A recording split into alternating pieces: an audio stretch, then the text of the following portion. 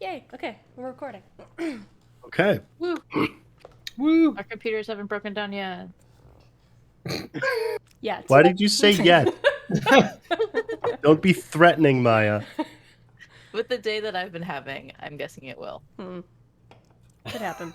Oh, good. So, welcome you and us to our first ever live streamed Ask Us Anything for the last mystery arc Sigma of arc. Sigma. I'm going to light a candle to make this magical. I have a candle also, but it can't be seen. This is literally like how our games start. Pretty much. Like, Yeah, Unbridled chaos. Extremely relatable energy. John, do you have any hobbies you want to... Any new projects? I got my motorcycle license the other day. So Congratulations. Cool. Why did I know the answer would be yes? New hobby? Check. yeah. Check. I just have to convince Maya to let me actually get a bike now. I have to make some space with my other hobbies. Perfect. As must we all. Hey, Callie made an appearance in the background if you just saw her. The fluff Callie, come We here. just need to hear from her later. Callie, come here. All right. So No, she's not for Varrock, if anybody else joins us, you guys can comment in the Sigma Q&A thread, which it looks like you already did. So otherwise, we're just going to go through the different questions that we have that you guys submitted over the last week or so, and just kind of do our best. I swear we're a semi-professional podcast sometimes. We try to be. No. All right. Maya, did you just say no? No. I edit your guys' voices. I know how it goes. It's true. Well, we're starting off strong, guys. Hey, I love you guys.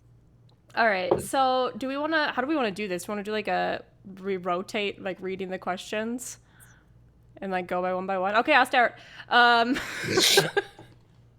Don't yell all at once. Okay, the first question we actually have is from Varrock. So, Johnny, without too many spoilers, is there something, someone, someplace you would plan for that due to how the hunter accomplished their goals didn't actually make it onto the show? What was your greatest disappointment in this manner? So, I think it's less a thing of something that I hoped you guys would do that you didn't, and more, there was a lot of stuff in season 1. There's a few things in season 2 that like I sort of introduced and kind of hoped would naturally go someplace that kind of never did. And I think the most glaring example that I can think of is from the first season, and in fact the first episode, that I had kind of planned for. The very first monster that they fought in the very first mystery was a ghost of an old landowner. And the plan that I had initially had was that, like, throughout the mystery, what did happen was each time they encountered the ghost, he was a little bit worse and a little bit less human. And I was imagining that there was someone behind that had figured out some way to take a ghost that was just a ghost, but then if you kill it again, it comes back as a ghost, and then you kill it again, and then it's a ghost, and each time it's more violent, and each time it's more powerful. They were going to start doing that to other people. Wow. And that never really happened because we happened on the much more interesting thing of the Stroud family curse and then all the other society stuff. So I think it's less places that I wished they would go and more places that I wished I had gone.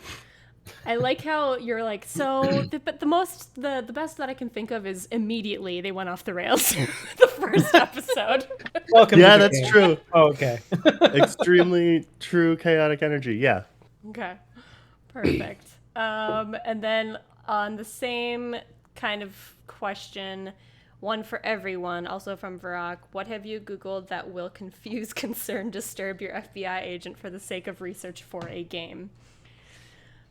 I definitely did a lot of research about death cults because Kira was in a cult. So that was probably not great research. Looked up a couple books and read some articles about, psychological manipulation, all that kind of fun stuff. So, your normal stuff. Oh, yeah. when I was trying to create a more absurd Casey Pinterest board, I was looking on Pinterest for guns. So that definitely brought up some not interesting suggestions when I continued scrolling through Pinterest. But I mean, the latest thing for my home game, I googled like where are memories stored in the brain. Which is just random.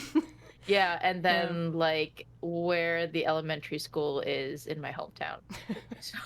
A little different. So if you could vibe. draw some correlations. Yeah. I don't think I researched it. Oh, sorry, go ahead.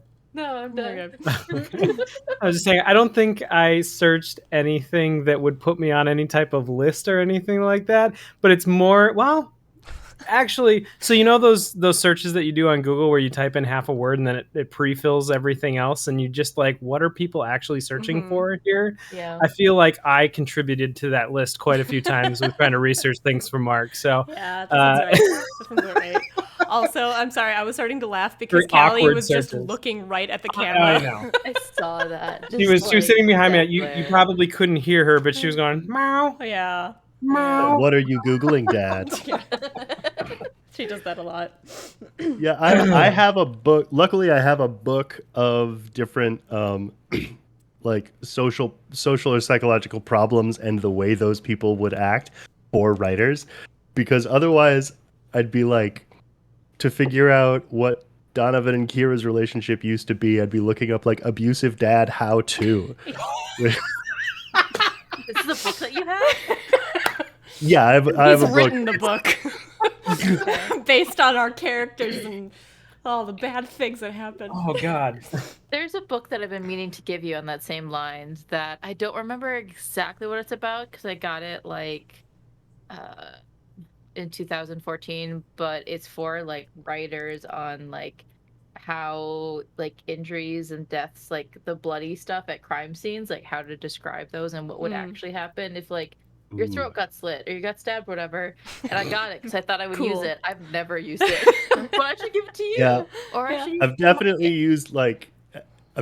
used some what happens to your body, like what happens when you die, and it's like afterlife stuff, and I'm like, no, what happens to your body? The physical nature of it. Yes. Oh goodness. All right.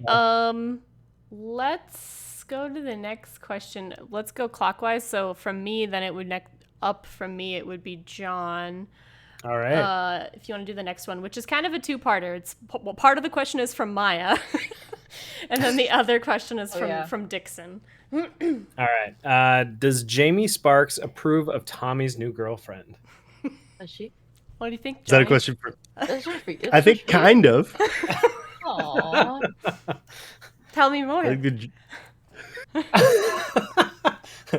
Shame on you. I think the jury's out a little. I think that this whole thing is a little bit of a surprise for her. I think as I mentioned in the episode that Tommy Sparks doesn't have a lot of experience introducing girls to his mom, which means her experience is a little bit limited in evaluating them. But I think she's proven herself to be dangerous and terrifying, which ranks her pretty high on the approvals list. Okay. Can I ask a follow-up question?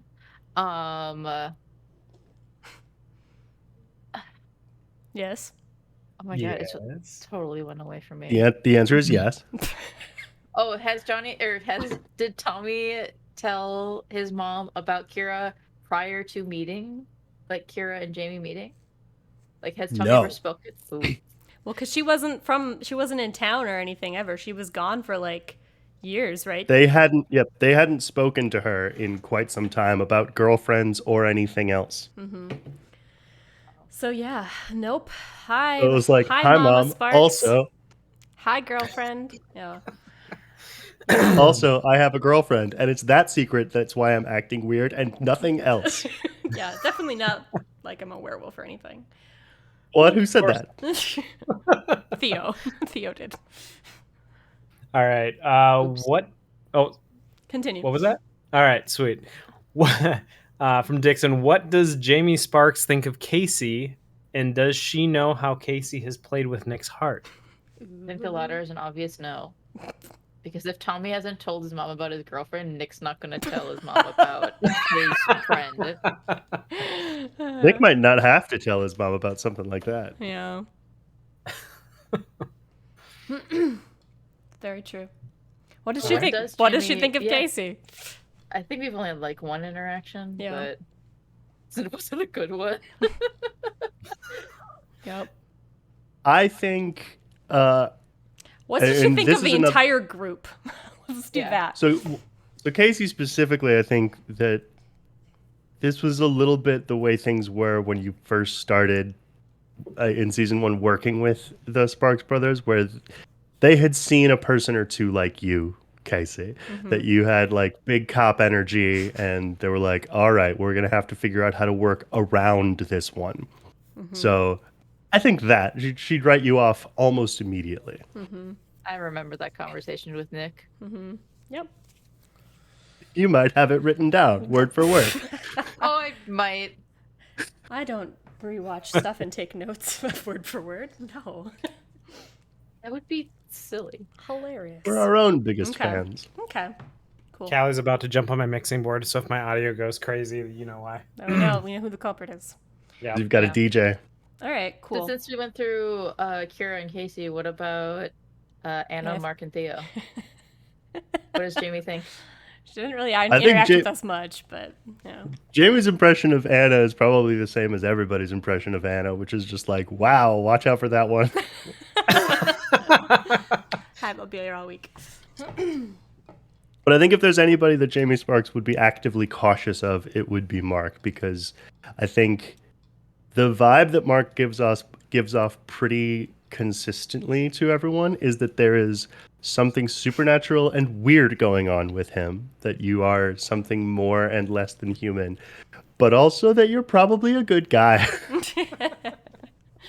Yeah. Well, I do remember Jamie and Theo like having a really awkward moment in Kira's kitchen when Kira's house was being attacked. The previous arc. Who was this having our conversation? Jamie and Theo, and we were protecting Tessa, and we were in the dome, and your house was getting attacked, and like Jamie knew Theo's last name.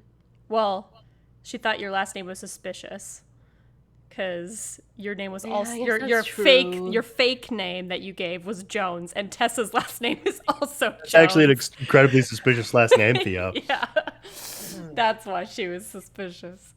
Hey, we don't know if I came up with Theo's last name first or if Jonny came up with Tessa's last name first. Yeah, we do. That was in season 1. We kind of had better know. Yeah. Okay. Let's move on to the next one, Jonny. Okay. What is a name that you gave a character that you feel especially proud of? There's so many. Yeah. Yeah, there's a metric preponderance of names. I just saw a cat walk past the screen. Yes, you did. The one he does come back in a bit, but there was someone that they were talking to in season 1 that they were on the phone with someone at a hospital, and I froze trying to come up with his name, and I was like, it's Dr. And you guys being smart Alex were like, Dr. What's that? Is his name Dr. And I'm like, you know what? That's his name. Yeah. His name's Dr. And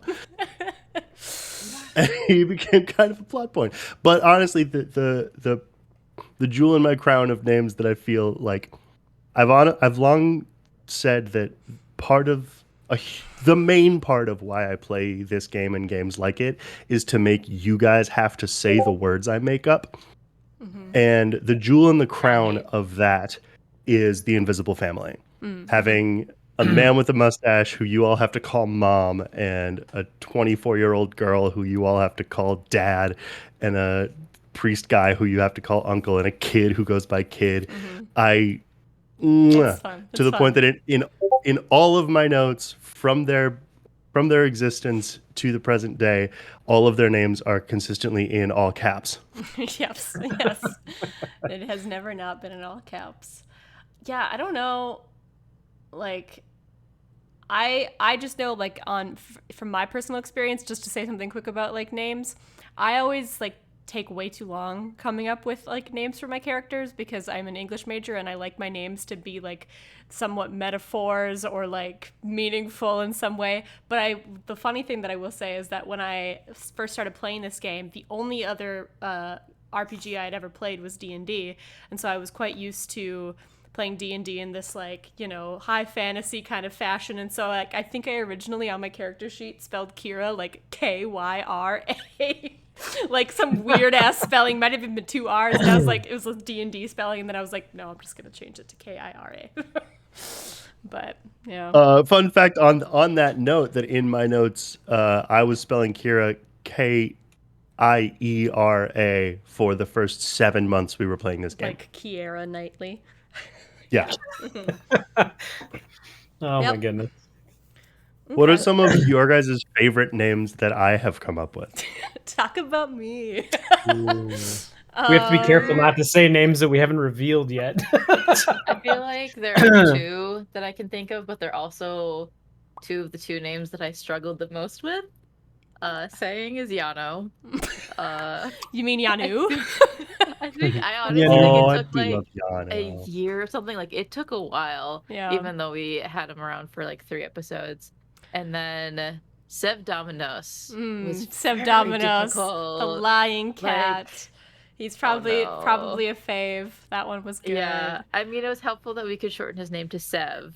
And at one point, John was just like, "Oh, let's name him Domino," and I'm like, "I'm not naming my cat after a pizza place." Do not call him Dom. Yeah, but I do love that Sev. Sev Dominos. Remind me, Johnny. It means lying cat. It's like it means like lying. Yeah, in Greek, so, right? Yes. Yeah. So I appreciate that. I think that is very thoughtful. Creepy, but thoughtful. Yeah, I really liked that one. This is something that she does make an appearance in the game, but she hasn't really shown up so much. This was actually a random RP that Johnny and I did separately one time. Is there was a character from the cult that Kira grew up in, who her name was Charlotte, but everybody in the cult just called her the Book because she was always reading a book. And so that was like her little moniker, and it just kind of stuck. And I don't know, I just thought that was very cute. And she just has, like, even despite being like in a death cult, she was like a sweetheart. So she was cute. She was Kira's only friend in the act when she was in the cult. On the topic of names, how did you come up with Dockers? Oh, I know this one. Do you know this one? Yes. What is it? Because I have no idea. Johnny had texted me this like story that he had in his mind where his mom was like saying like he was a doctor or something, and he was actually talking about dockers as in like pants or something. I forget, or like shoes. There's a story that you were telling me about, like when he was talking to his mom on her like deathbed or something. Oh God. Yeah, because it's not like his actual name. No, it's not. That was a backronym though. That came much later. Coming up with his name in the moment, I do not remember. Okay. What is a backronym? A backronym is when you come up with an acronym. Okay. Usually an acronym is like NASA. It's like it stands for this thing. We have this four-word name for our company, but we're just going to call it by the 4 first letters. But a backronym, it's like SHIELD, where you're like, I wanted it to be SHIELD, and then I figured out what those 5 letters could stand for. I see. Okay. You did it reversed. Backronym. Got it. So what is it? What's the acronym for Dockers? Yeah. That's not you guys. We're using Cousin's inspiration here. Anyway. It doesn't stand for anything yet. Well, now it as far as we know. All right, that's. I'm gonna put the chat to work. Come up with your backronym for Dockers. So we got another. That could be dangerous. Be careful. Yeah. Winner gets an eye roll. All right. That I also just did it. So our next couple of questions from Thrythlind. which I think is perfect for me to answer this first one. Has Anna always been flirty? Yeah. Well, so I think, I mean, this was kind of a unique case because obviously Jonny was playing as Anna prior to her being a hunter. So I don't know, but I feel like even when you were playing her, Jonny, you kind of had a little bit of a flirty vibe to her. Like something that we haven't really talked about on the show is that back when she made an appearance in season 1, I think I rolled like a mixed success or a failure on a roll for something, and you had that weird like problematic side effect be that Anna had a crush on Mark. Yep. This was when I figured out that putting the characters in danger doesn't mean violence. Yeah. Awkwardness is just as repellent. Yep. So Anna has a tendency to be like, "What's his story?" or like, "What's their story?" And so And like, Mark was very attuned to awkwardness. yeah. So that was Anna like when she It's like made almost an a appearance. superpower. Was saying, "Oh, what's his story?" Interested in Mark. But yeah, I think she's always been a bit flirty. She's definitely. It's not even for her. Like the flirtiness comes from more just like a reckless and like not afraid. Like she just fearless. So that just is stemming from that. She doesn't have any fear. Like honestly, I think Jonny, you maybe made it a comparison one time that she reminds you of like Kinsey from Lock and Key in like, Yep. like when she removes the fear. Like definitely Anna vibes from Yeah, that. totally. Do you have any like, I guess, thoughts about where that fearlessness comes from? It's a function of Kira's dissociative identity disorder. She needed somebody to be strong because she didn't feel strong. And so Anna was the strong one, the protector, that would make her feel safe in not just physical ways, but also in making her feel like she was protected and like friendly and not thinking about the sad things. So she's both an emotional and a physical protector. So Yeah. So at least back when I was playing her, she was that kind of unflappable big sis energy kind of, in not only that any situation that when I make you sort of hide behind me and I take the wheel, I can handle it, but also that like in dealing with you, scared child, I can always know the right thing to say to, if nothing else, distract you. Yep. Which is where the what's their story What's their thing story? always came from. There was a number of conversations where young Kira would be like trying to get away from something, and then they'd walk past something, and Anna would just be like, "There's a guy over there with a weird car. Tell me about him. Make up a story. Yep. Do that instead of feeling sad." That's so cute. Yeah. Yeah. Very cute. She's a good kid. Yes. Okay, then continue, Maya. Well, so I was gonna point out that we have a submission on what Dockers. Oh yeah, I was gonna say I also saw that. Oh boy. Oh, Dude on chemicals, knowingly ectoplasmic reverent. Revenant. Well, yeah, no.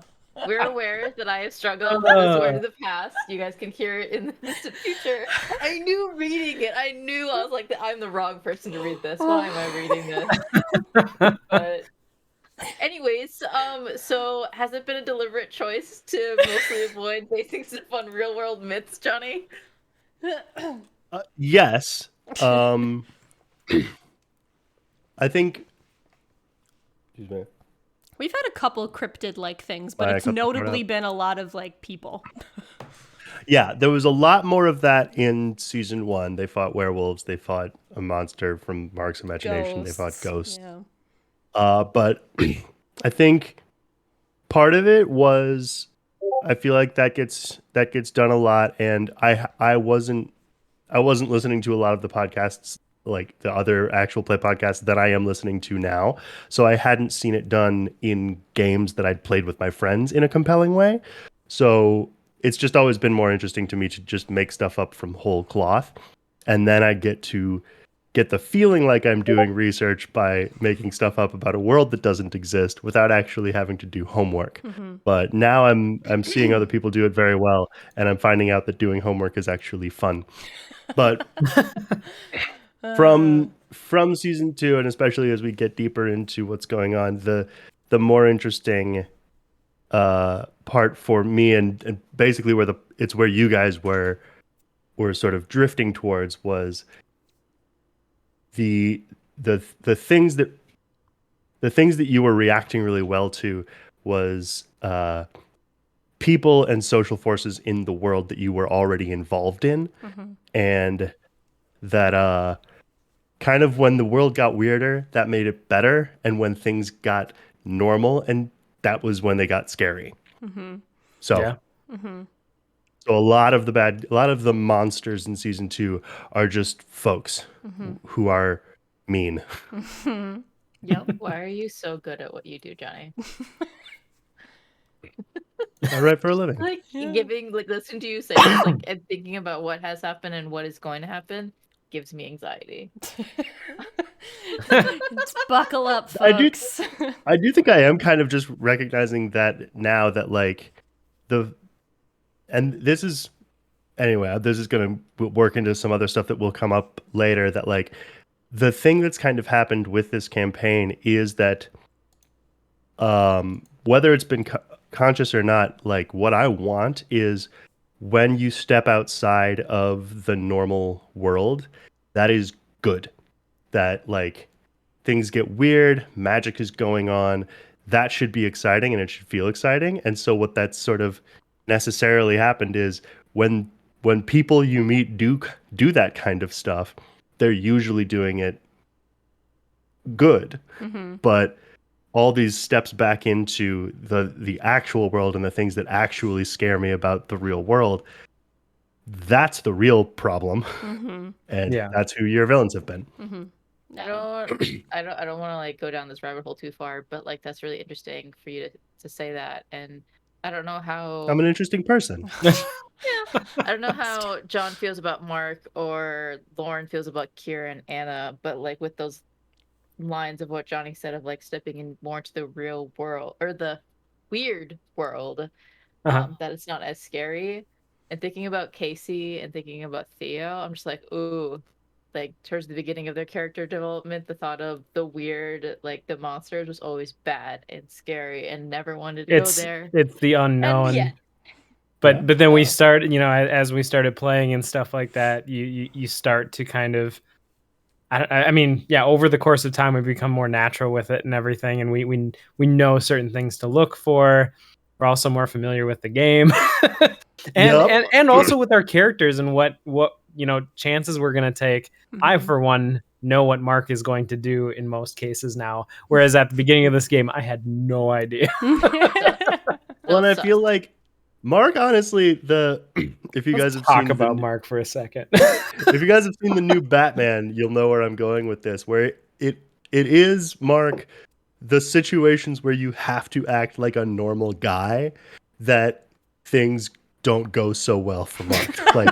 Like when it's a situation like, oh no, there's a statue has come to life and it's eating my friends, and also there's gunmen. I can handle this. But if it's like, hi, what can I get you for dessert? Mark's like, ah, shit. Murder, nothing. I mean, you too. did I feed my owl? Thanks. Yeah. Did I feed my owl? Do you have a to-go bag so that I can feed my owl? Also, do you have live mice? Yeah. No, but I wasn't meaning John like mechanically. I'm talking about like Casey, like we could maybe talk about this some other time, but like the way that Casey and Kira know each other, at least through Casey's relationship thing, when you fill out the playbooks, is that I believe did Casey almost kill you, right? I think that's what our relationship was from Casey to Kira. Hilariously, I think there was something in there about one of you having a crush on the other, and then you instantly departed from that. I think that must have been with like Mark and Casey because we were childhood friends. I don't know. Yeah. Yeah.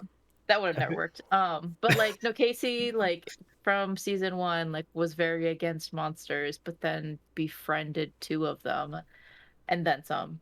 And then with Theo, like not wanting to be like her family, like she doesn't want to do magic, she doesn't want to do weird. So I mean, yes, mechanically Casey might get weird, but Right. But then you find out. Mm-hmm. Yeah. Anyway. What's the next one?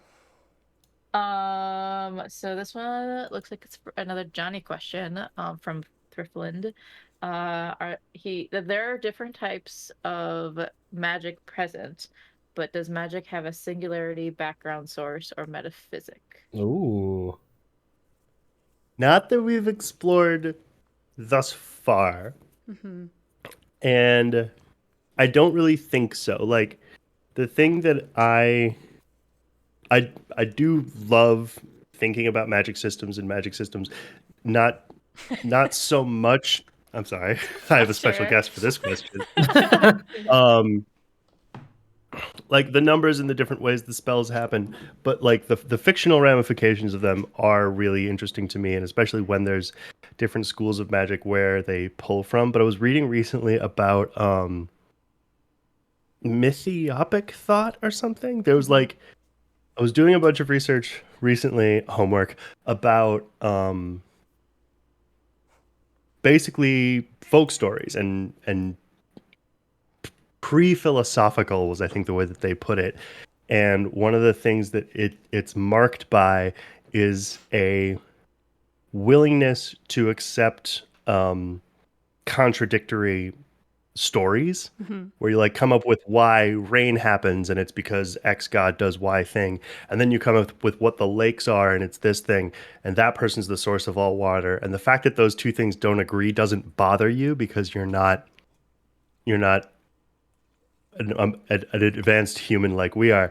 And I kind of prefer that like all these different sorts of techniques manage to get a magic adjacent result, and they all work for different reasons, and they don't really make sense together, but it's funny. But it's like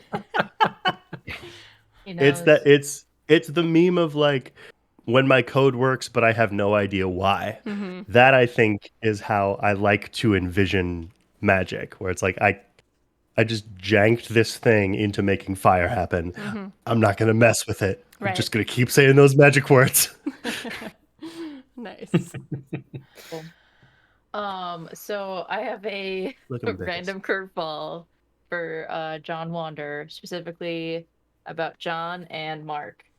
Oh What boy. is you yourself, and what is Mark's best sandwich? What do they think is the best sandwich? That is a curveball.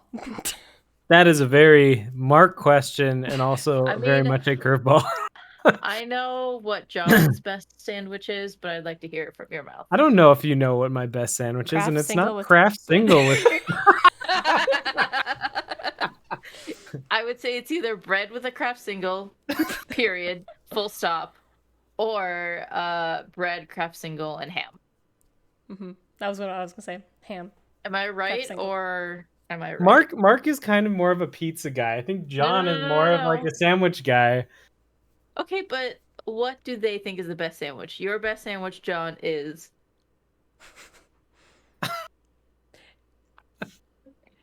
You can Fine, you This can say feels like a craft, trap. craft singles and ham is acceptable, John. Yes, there's nothing wrong with it. I mean, There's a something grilled wrong. cheese with craft singles. I'll go for every I once like a in a good while. grilled cheese.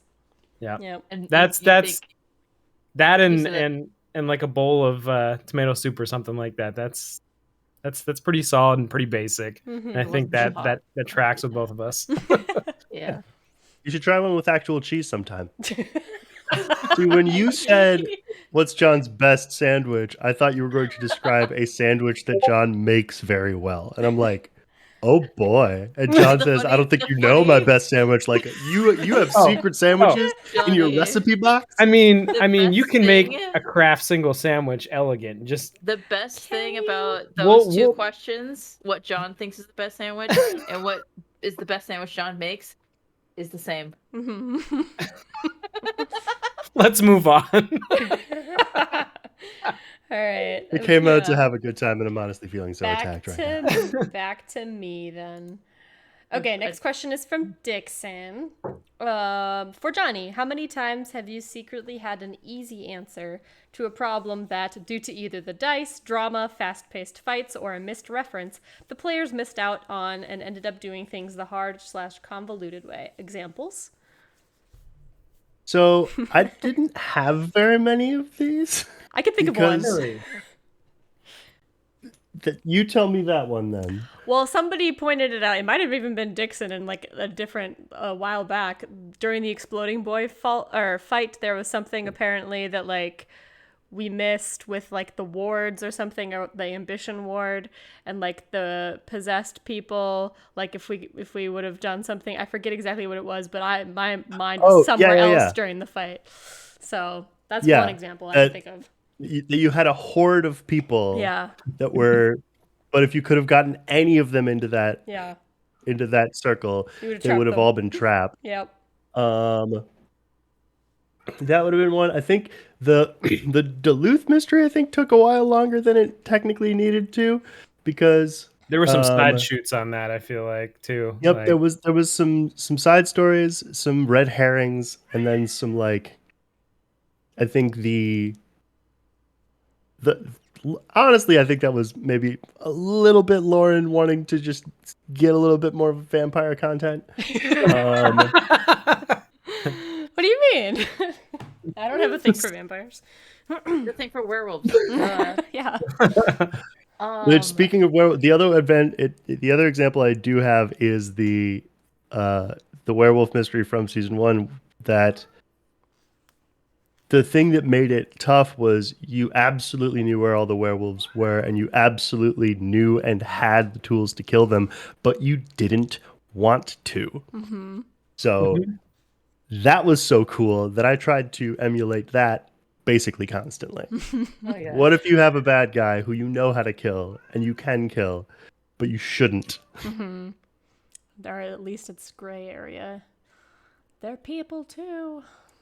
No, you guys are pretty smart and you're pretty creative and you're pretty clever. So there's definitely times though where like you'll be saying something and I'll like Maya and I have edited these podcasts, so you guys don't really hear a lot of it. But there are definitely a lot of us cutting out stuff where it's like, wait, can you repeat that like 3 times? Yeah. So we get confused. I do also. I have a clue face. Like I have a thing when I say something that's like, I'm listing a bunch of things, and one of the things is like this, and that's just what it is. And then I like, you guys have got me down. What? You've got me down. Like when I say something that I'm secretly hoping you notice, you're like, okay, we got to look at that. We got to go look over there. Yeah. But you guys, do you mean Lauren? Touche.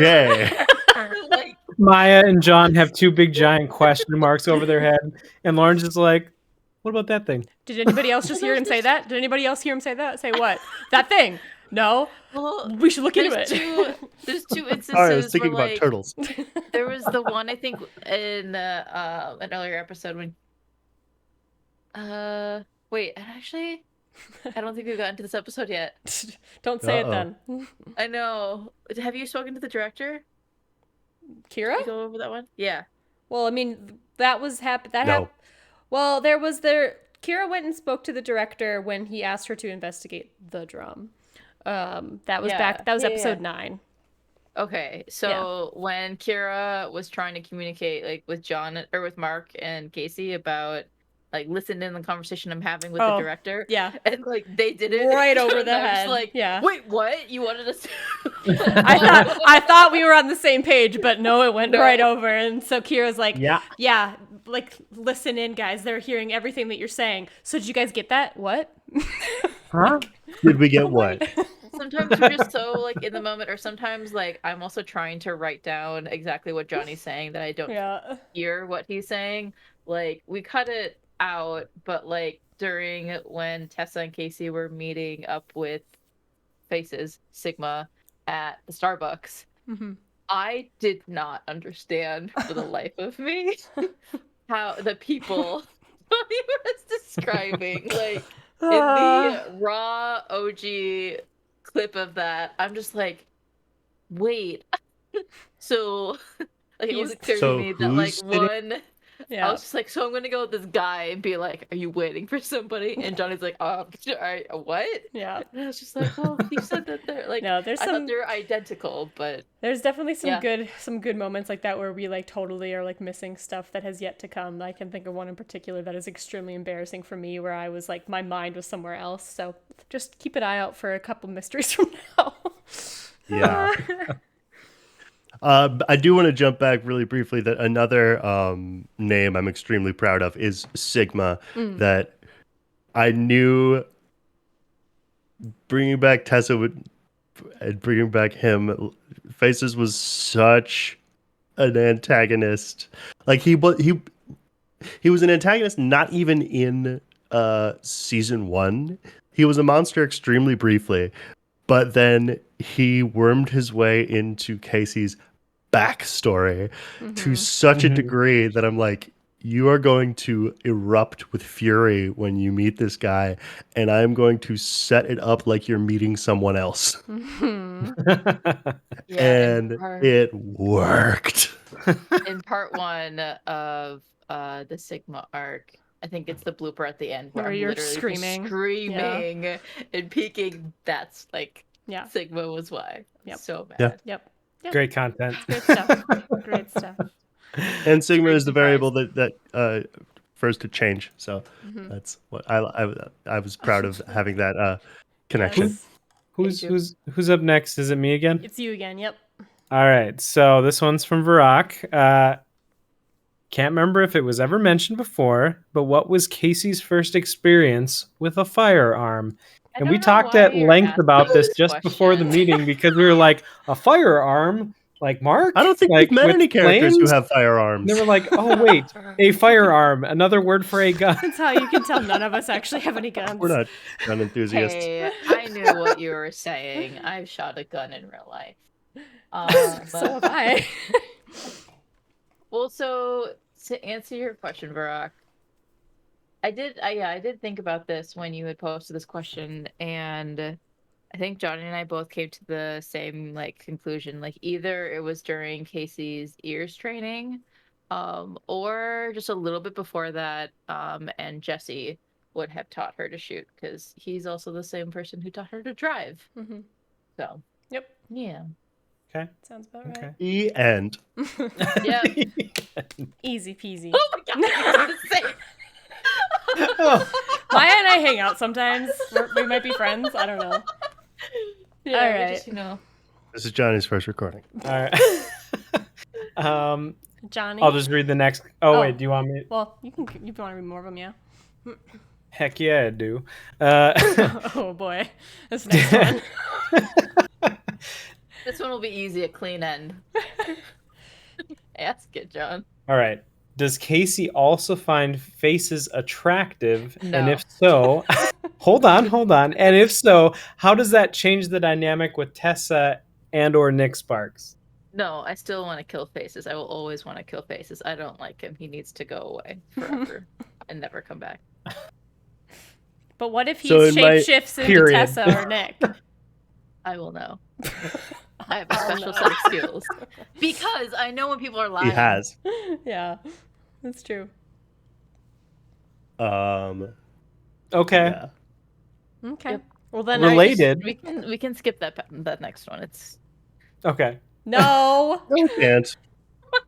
Now that Casey has poured her heart out to Tessa, does she still want to get drinks with Nick? yes. Just all the romance. All the romance. Yeah, just like wait. There's a until, lot of I that think- romance. Wait until I think it's episode 21. Like Lauren was working on it the other day, and she's like, "Dear God, Maya, you switch back and forth constantly." I'm getting whiplash. Yeah, it's. I don't Well, know. the whiplash it's was- hard. Before Sigma. Yeah. There's been Yeah, whiplash. it's Lot yeah, going on with Casey. yeah. Like I want to trust Tessa, but I'm very suspicious about her intentions. Whereas I've known Nick longer, and like I can trust him, like in more ways than one, like in a gunfight or with advice. Shut up, John. I saw that look. But I don't know. It's just complicated. Casey's very stuck. Mm-hmm. So I see. yeah. Did you see the comment from Barack? No. Polyamory would solve 70% of the world's drama. I get the feeling that Tessa would be into it, but I don't think Casey and Nick are. Sure. So, whatever. But I mean, I guess on a similar note, from Ogre, how does Casey feel about Anna's physical existence? It was touched on, but I'd like to hear more. Initially, Casey was very angry. I mean, this is shortly after Casey poured her feelings out to Kira and kissed her.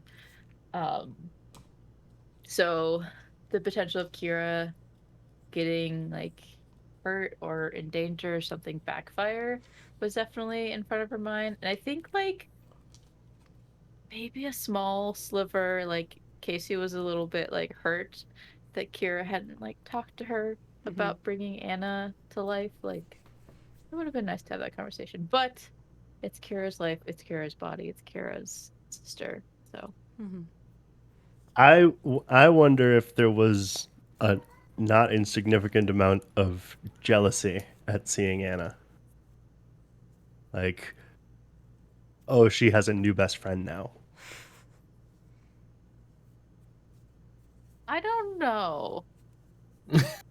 I mean, if there was, me and Casey were unaware of it, but It does seem like the kind of thing that you and Casey would be unaware of. Yeah, there I was didn't mean that to sound as mean as I think it sounded. No, but that I've said some of that stuff before too about back even in season 1, Casey was acting a little weird when Kira started to date Tommy, and so I was I don't know if that's there's some budding feelings there, or if that's Casey feeling her friendship is threatened. It could be either or at that point. Yeah, but I could see that. it was either or back there. Yeah. Yeah, that was that. Mm-hmm. Okay. All right, here's the next one for you. Johnny, which brings you more... I'm Johnny. Hi, Johnny. Which brings you more pleasure, having a boatload of points to use against Casey, or giving a huge reveal / cliffhanger moment and stating, I think, executive producer Jonny Grubb. Ending the session, no question. Yeah. The curtain drop is delightful 100% of the time. And you do it at such exquisite times too. It just demands it, and you bring it every time. I feel I can just feel it in my bones when it's about to end. It's about to happen. They're just you're kind of don't do it, and then he does it. I can feel the Oscar. I can feel the profile mode coming on, Johnny. Yeah, you can feel the last. A lot of shows do this where they have a song that starts and you're like, oh my god, that means it's 2 minutes until the show's about to end. You can hear that. Yeah. Or you just look at the clock. But yes. Mm-hmm. Yeah, but we could just look at the clock. We play pretty late, so it does always kind of land around the same time. But sometimes it doesn't happen yet, and I'm well, I have to get them somewhere where I can do it. But as far as having a lot of points against Casey, that's only really fun in the moment when I remember to do it, because yeah, I should be more strategic to okay, I have a lot of points to use against Casey. I need to start demanding that she make rolls that aren't act under pressure. But I don't. I'm just well, I'll wait to see what you do, and then I'll tell you what roll to make sure that you can do that thing, because I'm an idiot. I mean, so to your credit, because I'm a masochist, you got it. You'll find that joke later. I like the moments where you've had a bulk number of points against me, and then you just drop it. That's how I don't know, the end of season 1 happened. It changes the course of the narrative. It makes things just more interesting, and I've spoken before, with Bottle It Up, the move that Casey gets these points and vice versa. It's a double-edged sword. Okay, I kept it in here, And then when Jonny uses like a bunch of those points against me, it's like, okay, here's a consequence of what you did before. Mm-hmm. Yeah, and like you gotta. Do I sound horrible to all of you just No. now, or is that just my? No. Okay, never mind. What you gotta understand about it too is like, I feel like for most people who play this game and have that move, they'll get like 5 points over the course of a mystery. But I've had occasion to be like, okay, I have 13 Casey, points. roll use magic, subtract 10. I don't think you've ever done 10. You've definitely done 9. Yeah, I did not. The which we do have recorded, but not very well. The season finale of season 1. I did have you subtract 9 at the very last roll of the game, and Yep, and that's how Casey's identity got erased. That's also how we Yep. got closer as friends. How? Sorry, John. go ahead. I was just gonna ask, like, when it comes to ending the sessions and stuff like that, like, do you have in the back of your mind when those things might happen at the end of the campaign, or not end of campaign, at the end of the episode, or is that all just like more or less organic as the story unfolds? the answer is sometimes. Like, a lot of times what I'll do is when we're, say, 30 to 90 minutes away from a time when we would usually end 12:30, that I'll like, we'll hit a spot where you guys are doing a lot of talking amongst yourselves, which will free me up to kind of scoot over here into my Word document and be like, okay, hey, Word document. Yeah, Jonny, what are we going to do? And like, get to like, if they do this, I can put them here, and then something like this can happen. So a lot of there is not much advance notice of that because of how successfully this game has taught me not to try to plan stuff like that. Okay. Yeah, I was gonna say, because like it feels in the essence of it, it feels right every time you do it. So kudos to you, and also Thank you. your ability to come up with things on the spot like that. It's so good. Yeah, that's very meaningful because I feel like it works well, but I was gonna add to kind of both of these parts of the question, but like, so the executive producer Jonny Grubb, it also, I feel like, is a good way to be like, okay, we're done playing now, not in a mean way, but like, okay, like almost some tension drops, but then it's all like, okay, now I gotta start like unwinding from what just happened. Yeah, it's the and scene from improv and acting classes. Yeah. Like, Yeah. whoa, become yourself once more. I'm always like so angry though when we end, because I'm like, oh, Yes. now I have to wait a whole week. Well, it's the whole feeling of just I have like, to oh my be gosh, me again. it's only been like 4 hours. Like, I want to keep playing. Yeah. Yeah. But I was also gonna add to the points against Casey thing. Like, although the Jonny dropping a bunch of points is sometimes very satisfying because it makes the story interesting. What also is very satisfying is when you're just like, oh, subtract whatever points, and I still get like a 12. Yeah. No, that's great. I love it. It's cool. It's fun. I think I might have. Did we skip you on accident, Maya? Maybe. I think we might. I think because did Jonny ask the question about how does Casey feel about Anna's physical existence? I don't know. But why don't you ask the next one? Question. Yeah. Yeah. From Ogre. Lauren, can you explain Kira's rationale for creating a body for Anna? Because it seems like Anna's thought process is, I don't want you to be sent away again, but giving her a physical body of her own means that she can actually, like, die. Probably. Maybe. She might. Okay, so yes, so the rationale behind this, and I'm gonna try to keep this as concise as possible. So it's been established that Kira has abandonment issues. Everybody, with maybe some noticeable exceptions, growing up prior to meeting these hunters, has left her or has been taken away from her or wasn't there for her. And so she has severe abandonment issues. And if you recall, right right before Anna actually makes the decision to make a body for Anna, Casey had said, "I love you," and kissed her in front of Tommy Sparks, and then the two of the people that were closest to her were no longer talking to her. And so I think it was extremely triggering for Kira. And so I think she was like, I want to do something to feel more secure, to feel more safe. And in her mind, that was, well, who will never leave me? Anna. But the caveat being, one time Anna did leave, and it was because of Kira's own fucking mind that it happened. She doesn't trust her own head. She doesn't trust what's going on with her. So in her mind, Anna is safer in her own body. Because when she went away for 10 years, she was just dormant in Kira's own mind, but they couldn't speak to each other. So it makes sense to Anna and Kira, but... I was thinking about this on the drive home too. Yeah. That is like the only thing that I've ever seen hurt you is me. Yep, exactly. Mm-hmm.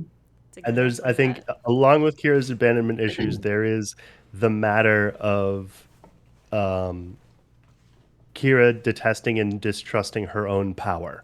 Yes, that is very core to.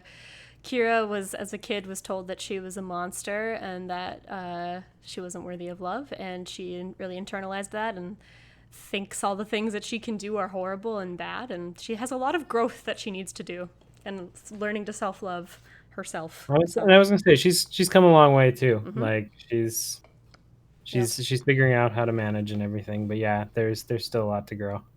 Mm-hmm. But yeah, so that's why I think Kira made that decision. I think Anna, and maybe Jonny can weigh in on this a little bit, but Anna had kind of, to Anna, she really, I think, just kind of did it, because I think even Casey asked, like, why did you let her do it? Anna said, because it would make her happy. Because that is who Anna is. She wants to make sure that Kira is always happy and not thinking about all the sad, depressing things in the world. So that's... Vibes. That's Anna, and that's Kira. Okay, so now I have a curveball question for John. It's not really a curveball question, but I don't even know how to ask this one. But I was thinking about what happened during the Sigma arc. We had that like impromptu party at Kira's house where Mark got high and was talking to Donovan, and it got me thinking. So like Mark, like, you know, he left his mom when he was like 18 or something, like shortly after high school or something. But his dad was not around. Do you think Mark was looking to Donovan as a potential father figure? Oh my God. What was behind you wanting to reach out and strike up a conversation with him? Well, being high and being in the moment of a lot of people, and Mark's like, yeah, I think I got this. I'm gonna go talk to somebody. Who can I? Oh, he's standing over there in the corner. I guess I'll go chat with him. He looks lonely. So Mark, in his in his ever quest to help people, walked over to Donovan and tried to stir up a conversation there. And I think it was coming from a place of making him feel included, and also a mixture of the drugs, and just also like, I don't know, like. I'm like contemplating this as I'm blabbering in my head. I don't know. Yeah, no, that like, that feel makes like Mark, sense though. I feel like Mark has kind of this element of like, he's very aloof sometimes, and he's okay with that. Like, he just kind of owns it. So I don't know if he would have been, I don't know, maybe deep down. I don't know. Like, I feel like he's very interested in the things around him, and ever since we started with this, his ability to like document things and just like focus on that stuff. It's very external and not really, reflecting of himself. He's like, because I feel like there's been those moments where like Mark has to reflect on himself, and he's like, oh, how do I actually feel about that? Like, this is outside, or this is, I'm focusing on me now. I love that whole interaction between Mark and Donovan though. That episode, that was great, because Donovan just is Donovan, and he's just like, what are you doing? Why are you talking to me? I was like, I feel like he's completely blindsided by the whole thing. But then you guys talk about the Beatles or whatever. It's very cute. Well, and then with that too, I think his acknowledgement of Mark talking to him and actually like chatting with him about that, I think that gave Mark a sense of just being included and actually like responding to an interest that Mark had and stuff. And so I think that little friendship moment we had there was really, I think, impactful for Mark. Yeah. In my ongoing refusal to not answer any of the questions, I think my opinion. This question is for Lauren. I don't care. No, it's not. This isn't just a curveball for John. This curveball has been intercepted. I know sports. I think between This curveball's been intercepted. Hey, it's a strike. between Mark being high and Mark being how Mark is, I think seeing Donovan stand alone in any scenario, his innate air of superiority would just be lost on Mark. This like distance and unapproachability that he sort of has cultivated over his life, Mark would just be like, hey, a guy standing by himself. Sometimes I'm by myself. I should go stand by that guy. And I think that aura just kind of bounces off of Hey, him and like he has dissipates. wings. I used to Like, have wait, what? wings. but and that's where I'm going with the other thing that I think the way Mark engaged with Donovan was as a peer and not even as, oh, this older fellow who I'm going to talk to and learn from. It was just like, hey, a guy who I'm in the same age bracket as technically. So there was no, I didn't see any fatherhood energy. I saw, and that I think is what Donovan maybe honestly responded to in Mark of like, someone to talk to. And actually off of that, like after that conversation, what is there any pivotal moments there for Donovan and his just outlook on Mark? And I know I've asked this question before where it's like, Markisms. what does Donovan think about each of the hunters? And Johnny's shared it a little bit, but some of it's like later to come. But I feel like that whole thing is an evolution with Mark and Donovan. Like, I agree, and I think that actually sort of, as we'll see moving on, kind of unlocks something in Donovan, where like his whole thing, basically the whole time, has just been like, to the extent that it's a good idea for me to be here at all, it is a good idea for me to be here for Kira, and everybody else is just like, well, you're here too. But I think following that conversation, actually, he does start to be like, well, maybe these other people have something to bring to the table, and maybe they're also part of this situation that I should be. He's not on the fringes so much anymore. He's just like, if I'm to be here for anyone at all, I have to be here with everyone. Yeah. all right. Random, but speaking of Donovan, did Kira tell Donovan what happened between Kira and Casey? The kiss? Donovan wasn't there, right? No, there I was don't like a big scene. I don't think Kira told him like what specifically happened, other than like, I think she probably, the conversation probably would have been like, I messed up, because Kira internalizes everything. And I think she would have like, what happened? Because I mean, she had a dissociative episode where McCleary was fronting and took control of the body, and what she saw is that caused everything that happened after that to spiral and get bad. So I think what she probably would have just said to Donovan is like, I messed up, I pushed them away, or something like that, and wouldn't have gone into specifics. But and then I think you even say it in the episode, Johnny, where you're like, I think he just would have been there for you, but not really said anything. So I mean, in the comedy version of this, you'd say I pushed them all away and now they'll all leave. You'd put a hand on your shoulder and go, good.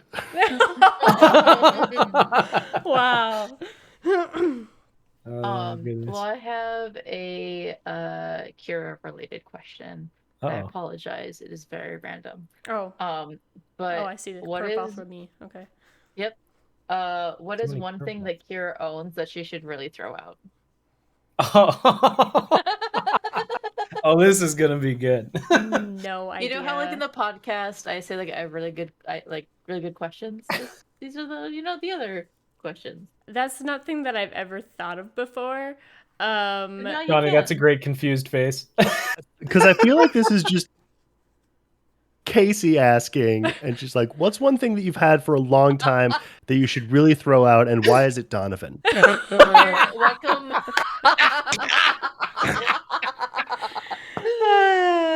Welcome to Casey's Question Corner, where sometimes the questions make sense. I don't know. She maybe has like I think it's probably like a memento from like her cult days.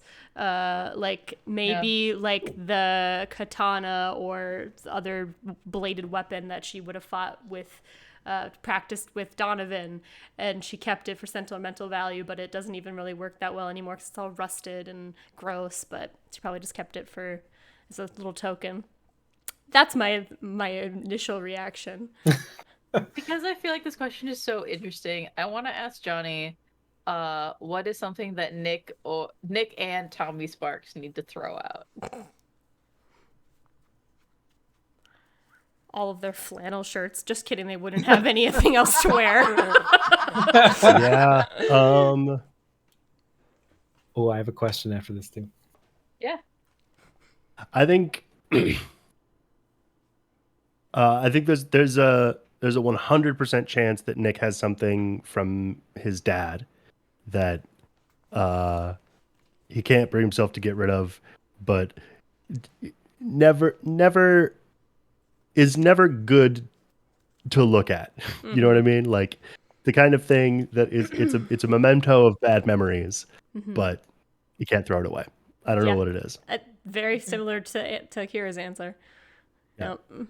What about Tommy? Something from his bartending gig. Oh yeah.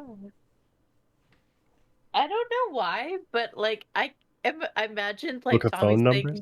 thing. Aw. I think that Tommy's like in my mind would be like some sort of memento from like a past relationship. Or like a boss Something from that- Sarah. Ooh, I don't like that. Then yeah, I don't that. like it. Fuck you. Well, Yeah, it's already, Something it's from a hair his tie. sire.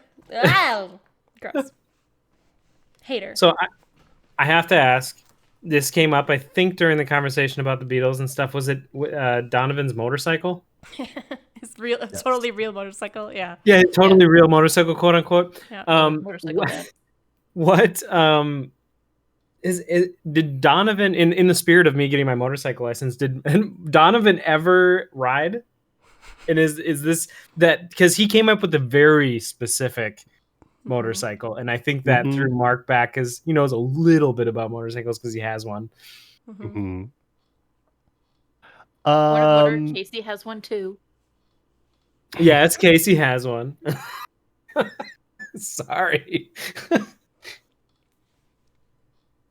I think he never. I don't think he ever rode a motorcycle. I think Donovan had a mod phase. A mod phase. Yeah, where he ran with a scooter gang. Hilarious. I feel like I remember in like a future episode I love it. that Donovan actually gets one or Yeah, has one. he does. He And does. he and Kira go riding. Yeah, I can't Which remember. was very cute. Can't remember what it is, but yeah, I think he does in the future at some point. Okay. But his preferred mode of transportation is to fly, which is why he always has his wings out. Yeah. Obviously. Yep. Okay, where are we? I think we're on this one. I don't even know where we left off. I think John is next, maybe. Sure. There you go.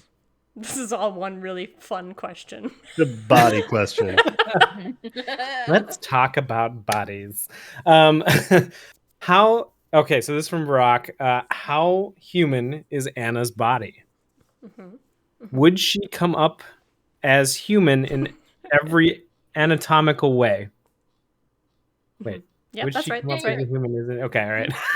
I'm Working reading it hard. too slow for myself. Does her hair grow out blue? Does she have a belly button? So I'm gonna probably need Johnny to help me with some of this because I don't really know. I think yes, her hair does grow up blue. That was how the body was made. I think she would have a belly button because I don't know. Like, I guess it depends on how well we think Lincoln Ramsey would have made the body.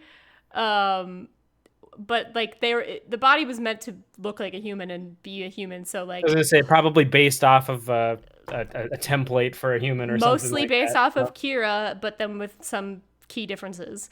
So I think, Kira has a belly button, so that probably has a belly button for Anna as well. Maya and I were talking about this a little bit beforehand, though, that maybe she wouldn't have fingerprints. That sounds right. Maybe Which she sounds wouldn't very have creepy to me. Maybe I she don't know wouldn't have why. fingerprints, but I was like, but maybe there's like a barcode for Lincoln Ramsey's, like, to be like, oh, that's this one. I almost like the idea Or it's like a of tag. a flower pattern, like with chevron as your fingertips. That brings up another question: does Mark have a belly button? Oh, why wouldn't you have a belly button? I have a weird history. Yeah, but you're still huge. Johnny did the swooping head. That means it could be a thing. The swoopy head. You don't know? Anyway, but I think, yes, Sorry. she has a belly button. I think, yes, her hair does grow up blue. But I don't think she has fingerprints. I think she has tonsils. And yes, I think she's got an appendix. What about our wisdom teeth? Has she gotten those removed? Probably. No, they're going to grow in fine. Why? Because I have a big mouth? Hey, you said it. Your Yeah. words. I'm Also, sorry. I'm because just sorry. Go ahead. also since we was the phone store? Yeah, we've That's- gone to the phone. Nope. Nope. Okay. So I'll follow this trail. Does Dana need her wisdom teeth removed? Will Anna get a driver's license? Who's going to teach her to drive? So I think I kind of want to spoil who Anna's human stuff teacher is going to be because I love it a great deal. Do I have your permission? I mean, sure. Can I answer partly first? Do. Okay. Yes. So will Anna get a driver's license? I don't think so because she doesn't have an identity in the way that Kira does, where she has a social security number that's tied to her and an actual history. So I don't think she can actually get a driver's license unless it's a fake one. I do think she has some basics of driving just from like literal motor memory of the body that when she would share a body with Kira. But as far as like who would teach her to drive, of those three that are listed, Kira, Tommy, or Donovan, it would probably be Kira. But I'd say what you would Donovan teaching how to drive. She would not accept it. She would say, "Fuck off! I'll do my own thing. I don't need your assistance, old man." Oh my goodness. Yeah, Anna doesn't like Donovan. But Johnny, you were gonna give your 2 cents. So yeah, it does become a thing for Anna in the near future that I have to figure out how to do human stuff. Yeah. And the person she goes to figure out how to do it is Mark. Because who knows better how to be a person Mark, than you've Mark done it. Clayton. Yep. Welcome to Human World. I just need some help, Clayton. I have some reading you'll need to do. This is about 4 years of my notebooks. And little scribbles. All right. So yeah, the next question. I'm sorry, I keep avoiding this name because I feel like I'm going to butcher it. Is it SkredlitheOgre? Yes. Wait, Okay. I think you skipped one. Right? Hmm? Oh, no, wait. Oh, you doesn't matter. know. We'll What's go the next to one? it. Oh, I see what you're saying. This one up here. Yeah, and this was This a is variation related, on the yeah. last question about Anna. Does she have her tonsils? And then Varrock is asking about the appendix. Yeah, I think she's got her. I think she has her tonsils, and I think she has her appendix because You I have think all the Kira major has, organs. Kira has both of those as well. Are there any abnormalities? Might be a better question. I think the only abnormality is probably the fingerprints. Okay. Which we are seeing in the chat maybe is a QR code that leads to the Clockwork Child website. Yeah. I love that. Wouldn't put it past If them. lost, return to. Oh. Adorable. Oh, that's great. Mhm. I love that for you. All right. Next question. Can I please read this one? Do it. Considering that, from Varrock, considering Anna has been established as dumb, how good of an education did Kira get when she was in the cult? Are there gaps in certain subjects that she might be lacking, or subjects she would know more about? We know cults provide the best education. So, I didn't see that last one. That's great. So just a note as far as like the differences between Kira and Anna. So like Kira is the host of her system, so I think she was present for any schooling that they did receive. So before she was in the cult, Kira was doing all of the schooling and stuff like that. Anna was not really around for any of that. She was pretty in her own head. But then once they got to the cult. So, I mean, Donovan was her mentor. I also kind of imagine that he taught her some stuff. Donovan is very well read. I think Kira was also very well read by extension. So I think any subjects having to do with English reading, she was very good at. Maybe some history in terms of like battle maneuvers, like fighting and stuff like that. But probably not a lot of like probably no science or like anything like that. There's definitely was magic tutoring, and yeah, like some alchemy, some magics, a lot of physical training for fighting and stuff like that. But Jonny, I would love to hear your thoughts. I think we've even said that there was no books in there in the compound that were like fictional. It was all like manuals and like textbooks and stuff like that were appropriate, and a lot of them were like very old. So well, because what came to be the function of the cult was that they believed that their creator, their founder, had been sent to the edge of the universe and would return with what he found there. So they would have had no value for imagination, because anything that they could possibly imagine, he would bring to them. Yeah.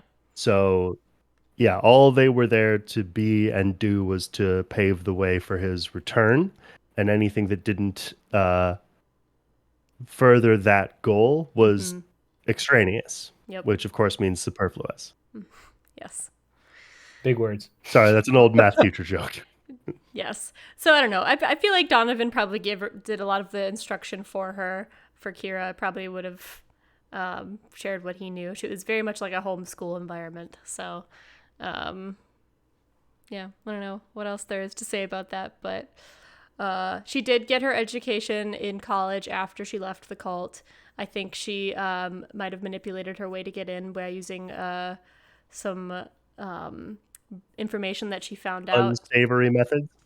I think she found out some information and kind of blackmailed her way to get in, because I think this is a story that I was planning on writing and I haven't actually done it, but she got into, I think, a college admission by finding out that I think the dean was there was like some sort of sexual harassment allegations and things that were never be able to be proven, and I think Kira found out the information and basically used that to get admission into the school, and that's how she got into school. The rest, as they say, is history. Yep.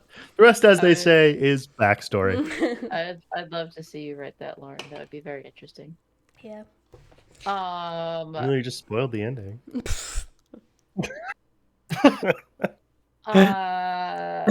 Jonny, you're the last person I haven't asked a completely right-fielded question.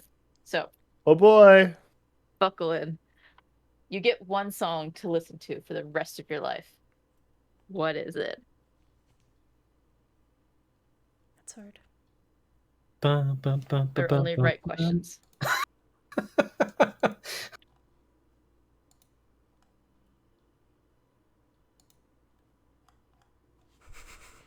Hey Ya by Outkast. My baby don't mess around. Love it. What? Cool. I'm not gonna ask any. I was just thinking of the songs. Okay.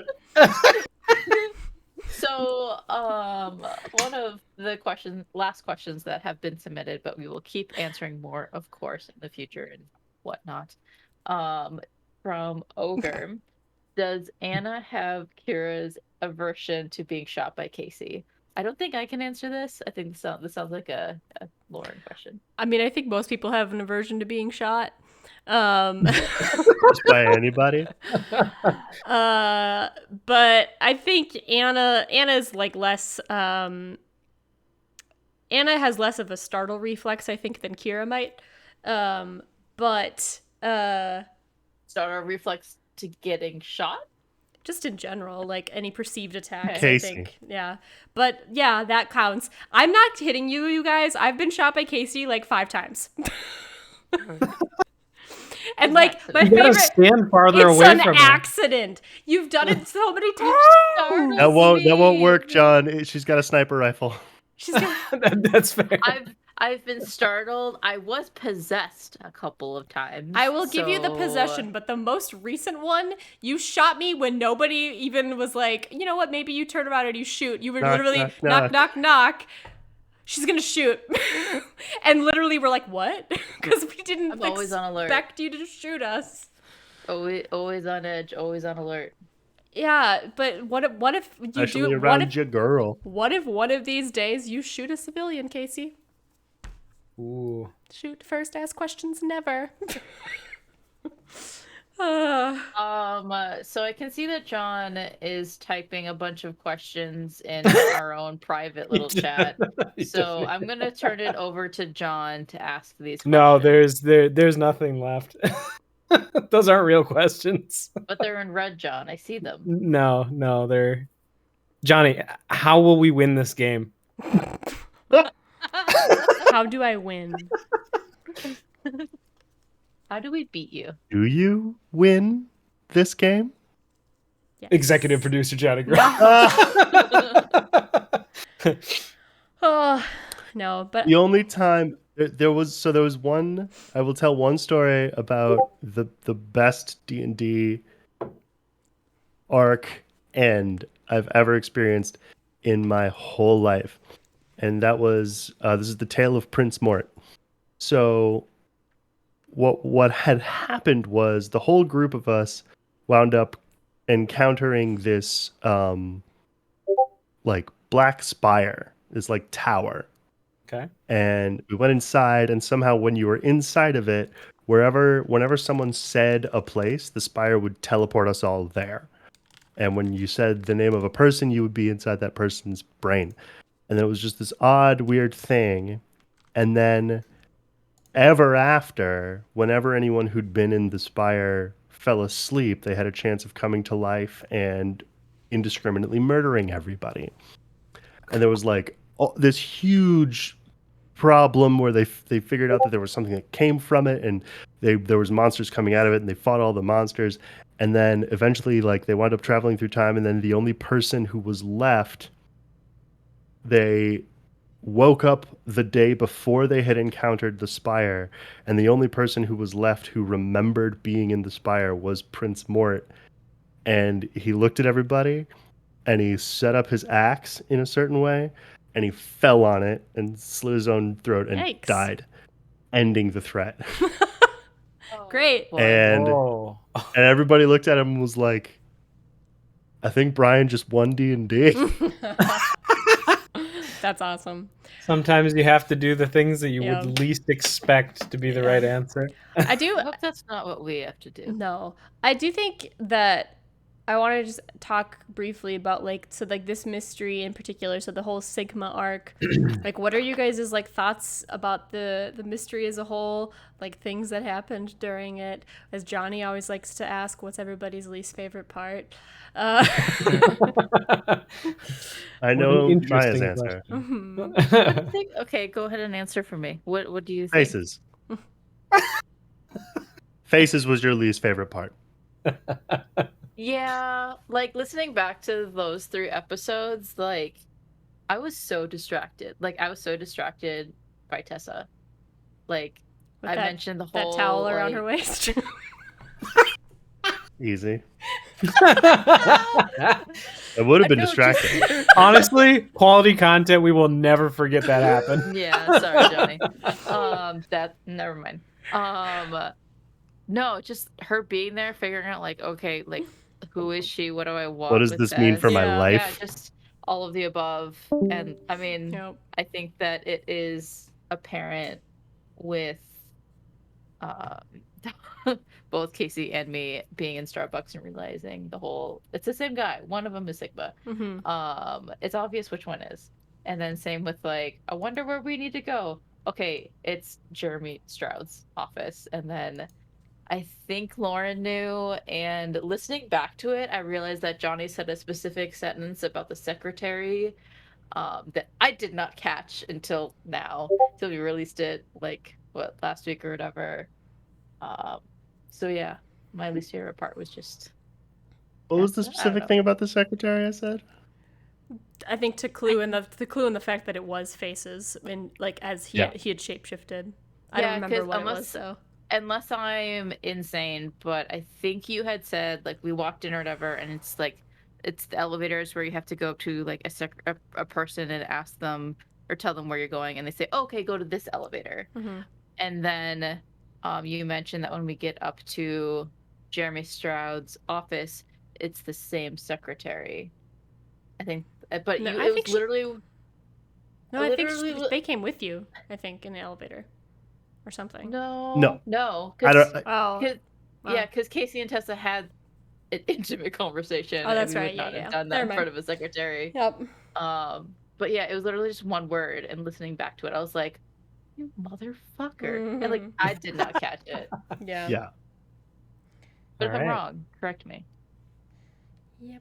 Well, I think that about rounds up all of the questions that we had. Any final words, team?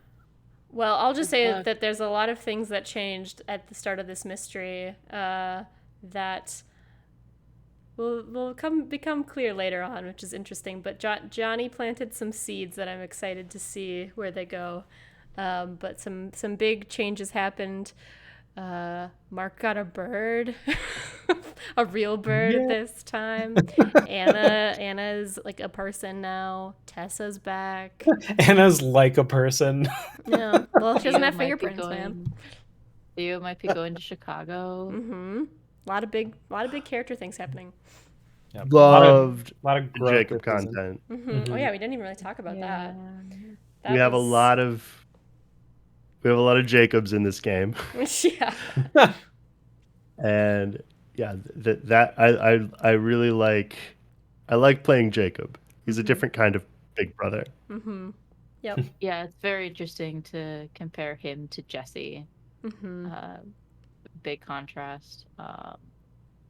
But yeah, I'm excited for the next couple of episodes. Yeah. Oh, me too. There's some really exciting stuff in the next couple of arcs that I want to talk about it so bad. I know.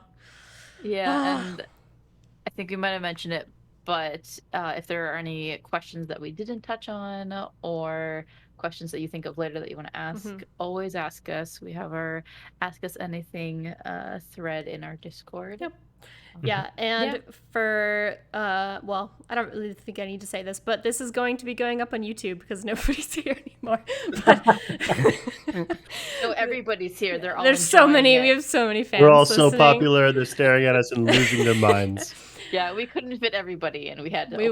We'll be posting this, and we plan on doing more of these Ask Us Anythings. I think a good cadence to do it is at the conclusion of our mystery arc. So we'll plan to do another one at the conclusion of the next arc, and so on. So keep asking us questions because we want to talk about our game and talk with you guys. So yeah. All right. Do we need to do our usual spiel of follow us on social media? I mean, if you guys aren't following us on social media, you should. Yeah, go follow us. Also, if you're not following us on social media, how on earth are you watching this? Accurate. And then a friendly reminder, Lauren is sporting some of our merch like a good advertiser. And you guys can well, I guess I'm kind of advertising it. There's Get the desk mat. Beautiful mat. It's so nice. It's very big, just so you know. So I had to move my screens a little bit. But yeah, we have our merch store with shirts and such.